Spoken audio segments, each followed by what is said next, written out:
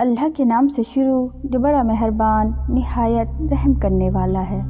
حضور اکرم صلی اللہ علیہ وسلم شب معراج میں بیت المقدس کی طرف جاتے ہوئے مصر کے قریب ایک مقام سے گزرے تو انہیں نہایت ہی اعلیٰ اور زبردست خوشبو آنے لگی۔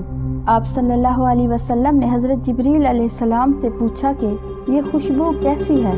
جواب ملا کہ فرعون کی بیٹی کی باندھی مشاطہ اور اس کی اولاد کی قبر سے آ رہی ہے۔ پھر حضرت جبریل علیہ السلام نے اس کا قصہ بیان کیا کہ مشاطہ فرعون کی بیٹی کی خادمہ تھی اور وہ خفیہ طور پر اسلام لا چکی تھی۔ ایک دن فرعون کی لڑکی کو کنگھی کرتے ہوئے اس کے ہاتھ سے اتفاقاً کنگھی گر پڑی۔ وہ اٹھانے لگی تو اس کی زبان سے بے ساختہ بسم اللہ نکل گیا۔ اس پر شہزادی نے کہا کہ تو نے آج عجیب کلمہ بولا، رب تو میرے باپ فرعون ہی ہیں، تو پھر تم نے یہ کس کا نام لیا ہے؟ اس نے جواب دیا، فرعون رب نہیں بلکہ رب وہ اللہ ہے جو مجھے اور تجھے اور خود فرعون کو روزی دیتا ہے۔ شہزادی نے کہا، اچھا تو میرے باپ کے سوا کسی اور کو اپنا رب مانتی ہو؟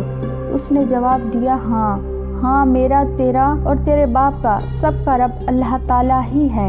شہزادی نے اپنے باپ سے کہلوایا، وہ سخت غضبناک ہوا اور اسی وقت اسے دربار میں بلوایا گیا اور کہا، کیا تو میرے سوا کسی اور کو اپنا رب مانتی ہو؟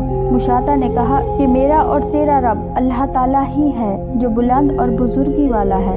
فرعون نے اسی وقت حکم دیا کہ تانبے کی جو گائے بنی ہوئی ہے اس کو خوب تپایا جائے اور جب بالکل آگ جیسی ہو جائے تو اس کے بچوں کو ایک ایک کر کے اس میں ڈال دیا جائے، آخر میں خود اسے بھی اسی میں ڈال دیا جائے۔ چنانچہ وہ گرم کی گئی۔ جب آگ جیسی ہو گئی تو حکم دیا کہ اس کے بچوں کو ایک ایک کر کے اس میں ڈالنا شروع کرو۔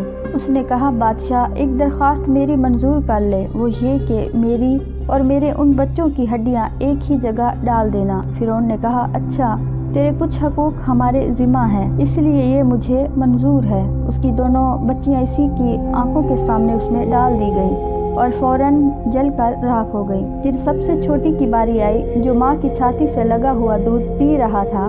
فرعون کے سپاہیوں نے اسے گھسیٹا تو اس نیک بندی کی آنکھوں تلے اندھیرا چھا گیا۔ اللہ تعالیٰ نے اس بچے کو اسی وقت زبان دے دی اور اس نے با آواز بلند کہا، اماں جان افسوس نہ کر، اماں جان ذرا بھی غم نہ کر، حق پر جان دینا ہی سب سے بڑی نیکی ہے۔ چنانچہ انہیں صبر آ گیا، اس بچے کو بھی آگ میں ڈال دیا گیا اور آخر میں ان کی ماں کو بھی اسی آگ میں جلا کر شہید کر دیا گیا، اور یہ خوشبو کی مہکیں اسی کی جنتی محل سے آ رہی ہیں۔ سبحان اللہ، جزاک اللہ۔